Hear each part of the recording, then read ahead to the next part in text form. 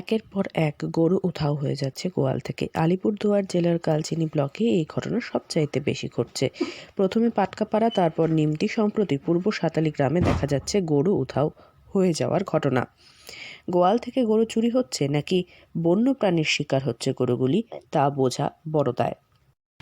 রাত্রে উঠে দেখি, আমরা পশুপালন করি তো, গরু ছিল এখানে, যে হাড় নাড়ার গরু, তো দেখি ওইটা নাই। আমি ভাবতেছি হয়তো খুলে গেছে, একটু হয়ে গেছে। সামনে এসে দেখি একটা খোলা ছিল, একটা রশিটা কাটা ছিল। তারপরে দেখলাম এইদিকে ওইদিকে নাই। গরু কি চুরি হয়ে গেছে? হ্যাঁ, চুরি হয়ে গেছে। তারপরে বাবাকে ডাক দিলাম যে গরুটা নাই। তারপরে এইদিকে ওইদিকে দেখলাম, তো চাম একটু দেখলাম আর কি, গাড়ি ওখানে দাঁড়ানো করা ছিল হয়তো। কয়টা? আমাদের দুইটা গরু। তবে পশুপালকদের অনুমান চুরি হচ্ছে গরু। আলিপুরদুয়ার জেলায় প্রকাশ্যে আসছে গরু হারিয়ে যাওয়ার ঘটনা। কিছুদিন আগে আলিপুরদুয়ার জেলার নিমতিঝোড়া চা বাগান এবং পাটকাপাড়া সীমান্ত অঞ্চল থেকে একাধিক মহিলাকে গরু চুরির অভিযোগে ধরে গণপিটুনি দিয়েছিল এলাকাবাসীরা।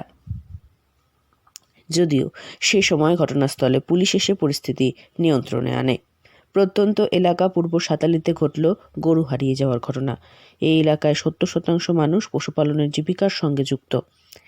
এলাকার বাসিন্দা সরিতা উরাও এবং তার প্রতিবেশী বসন্ত বাগের মোট 7টি গরু গোয়ালে নেই বলে তারা জানিয়ে দিয়েছেন।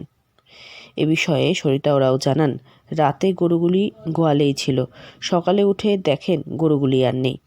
অনেক খোঁজাখুঁজির পর পাশের মাঠে গাড়ির টায়ারের ছাপ তিনি দেখতে পান।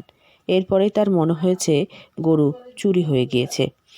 এলাকাবাসীরা এই বিষয়ে পুলিশের দ্বারস্থ হয়েছেন, কারণ তাদের একমাত্র জীবিকা পশুপালন। গরু দুধ বিক্রি করে সংসার চলে তাদের। কেন এমন ঘটনা ঘটছে তারা কিছুই বুঝে উঠতে পারছেন না। আলিপুরদুয়ার থেকে অনন্যাদের রিপোর্ট, লোকাল 18 বাংলা।